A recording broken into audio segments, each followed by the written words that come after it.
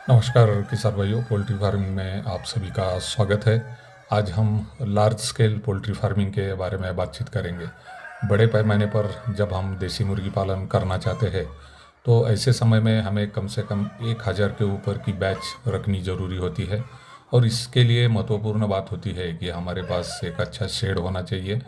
और वो शेड का डायरेक्शन भी काफ़ी मायने रखता है। शेड का डायरेक्शन जो है वह ईस्ट वेस्ट डायरेक्शन में होना चाहिए।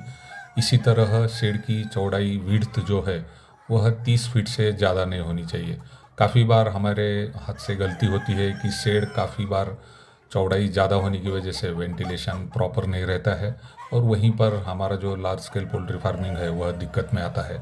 तो यह बात आपको ध्यान रखनी है। उसी तरह दूसरी महत्वपूर्ण बात होती है कि हम बड़े पैमाने पे जब देसी मुर्गी पालन करना चाहते हैं तो ऐसे समय में हमें रेप्यूटेड हैचरी से चूज़े लाने ज़रूरी है। क्योंकि बड़ी संख्या में जब हम देसी मुर्गी पालन करते हैं और हैचरी प्रॉपर नहीं होती है तो काफ़ी सारी मॉर्टेलिटी जो है हमारे बैच में दिखाई देती है। तो इसलिए रेप्यूटेड हैचरी से चूज़े आप खरीदें। उसके बाद बारी आती है हमारे फीडिंग की। फीडिंग में भी हमने देखा है कि हम तो चूज़े लेके आते हैं, बैच भी बहुत बड़ी रहती है।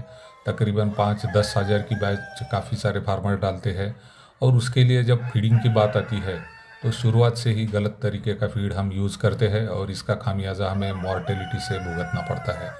तो देसी मुर्गी पालन में बड़े पैमाने पर जब हम मुर्गियाँ पाल रहे हैं तो एक अच्छी फीड जो है उन्हें देनी ज़रूरी होती है। और फीड में आपको पता है कि शुरुआत हमें स्टार्टर फीड से करनी है और उसकी एंड जो है वह फिनिशर फीड से करनी है।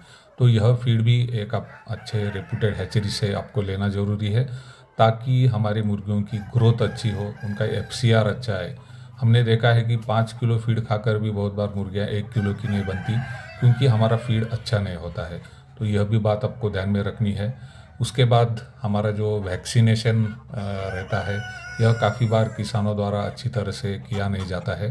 तो देसी मुर्गियों में हमें पता है कि अगर हम चिकन पर्पज़ के लिए मुर्गी पालन कर रहे हैं तो तकरीबन 3 वैक्सीन जो है हमें देने ज़रूरी होते हैं, जिसमें लासोटा आईबीडी मरेक्स का वैक्सीन जो है वह हैचरी में दिया जाता है।